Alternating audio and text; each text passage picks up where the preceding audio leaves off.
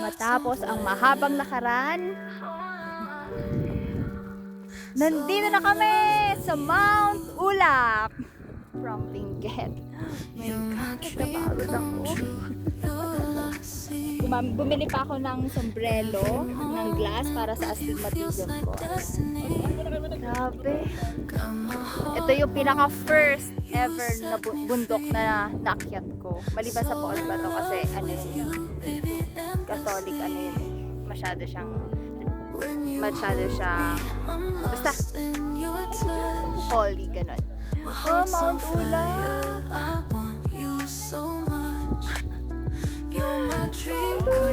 Nandito na ako ngayon sa Mount Ulap. Ayan. Grabe. First ever bundok na naakyat ko at sa Benguet pa. Sosyal. Hindi na namin makita yung baba kasi nagkakaroon na ng sea of clouds. Totoo nga talaga yun. Grabe. Ang ganda, ang lamig.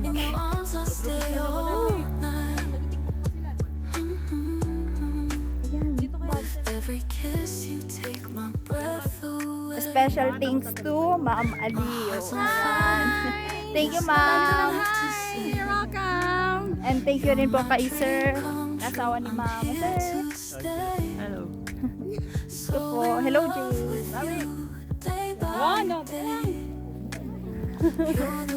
At syempre sa tita ko na sumagot sa akin. Ayan.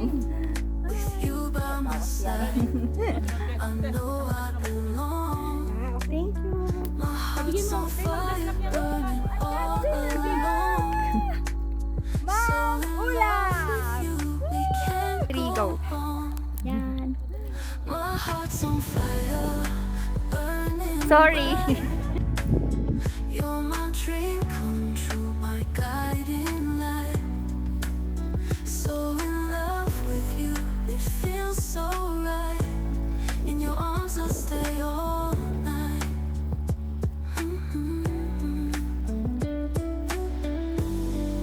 Halik na ulap. Grabe!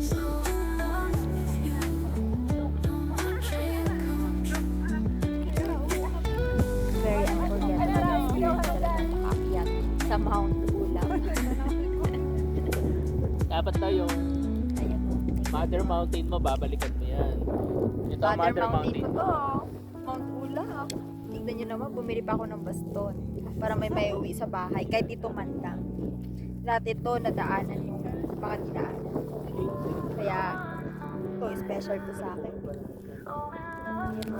Wala pa lang naman. Dinaig pa ang kalibungan.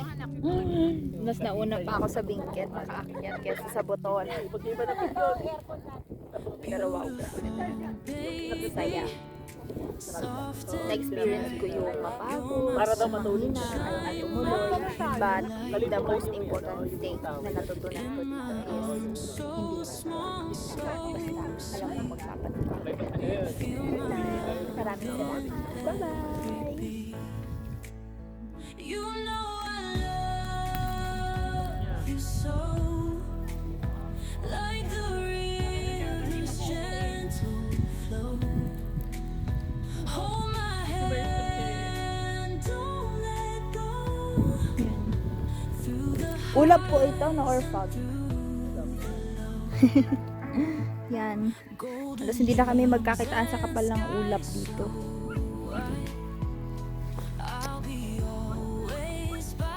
Yan, kailangan ng flashlight para magkakitaan pala. Yun pala ang purpose. So ayun, pabutan na kami ng Mount Ulap. At meron kami, ano ba to? 1 to 2 hours na estimated time para makababa. Ayan. Meron sila ginagawa dyan. So ito, pinakapakan ko siya. Helpful naman pero hirapan talaga ako kasi dito ako sa isa. Kasi kung dito ako sa isa, sakit sa malaking daliri ko ako. Pero dito na tayo please. Makakababa din. every tear and every smile, I will So ayan, yan sila tita. Hindi na nga sila makita ng camera. Hinihintay ko na lang silang bumaba habang pinapahinga ko yung paa ko. Grabe. Mala Switzerland, ang ganda. Ganito kaganda at kasulit yung pagod na pinunta namin. Yung feeling mo napapagpawisan ka pero sa outer talaga lalamigin ka. Malamig. Kaya nagko-contrast sila kaya nawawala yung pagod kasi nakakontra ng lamig yung pawis. Ayan sila tita, hindi na sila makita. Isulpot na lang sila ulit. Ay, kami clouds.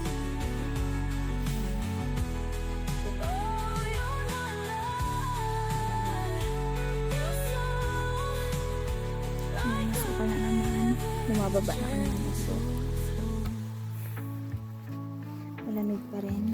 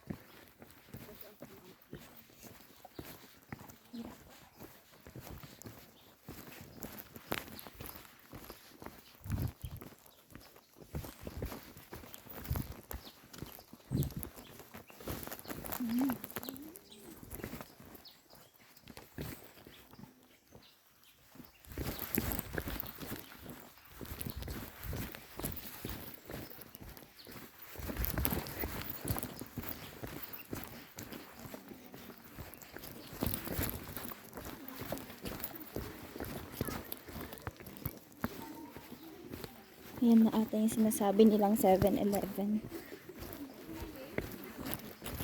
Yan, nakakaihi na tayo.